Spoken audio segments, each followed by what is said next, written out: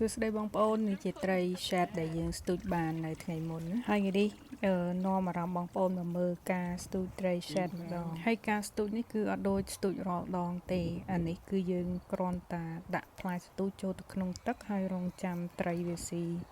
ហើយចំពោះផ្លែស្ទូចវិញគឺយើងអត់មានដាក់នុយទេហើយពេលដែលត្រីស៊ីហ្នឹងគឺយើងត្រូវទាញខ្សែវាឡើងមកលើហើយបានយើងយកសណាញ់ហ្នឹងយើងយកទៅជោគត្រីហើយកន្លែងនេះវិញត្រីវាឡើងមកលើហើយខ្ញុំមកដោះផ្លែសទូចដោះអត់ចេញដោយសារវាជាប់មាត់ឡើងខ្លាំងមែនតើហើយឲ្យតែកន្លែងបបាក់អញ្ចឹងដឹងតែស្រេចរកជំនួយឲ្យបងប្អូនហើយជំនួយមានអាទៀតមានតែគ្រួសារយើងហ្នឹងឯងហើយតែពេលគាត់មកដោះវិញឡើងស្រួលគ្រាន់តែប៉ះបន្តិចរបូតបាត់យើងនេះខំប្រឹងដោះមិនក៏ដោះវាមិនចេញហើយយើងទៅស្ទូចនេះបានប្រហែលជាង10ក្បាលដែរបងប្អូនប៉ុន្តែយើងអត់យកទេឲ្យមិត្តភ័ក្តិរបស់គ្រួសារទៅស្ទូចមួយគ្នាហ្នឹងគាត់ស្ទូចអត់បានហើយតែពេលស្អែកឡើងបានយើងទៅស្ទូច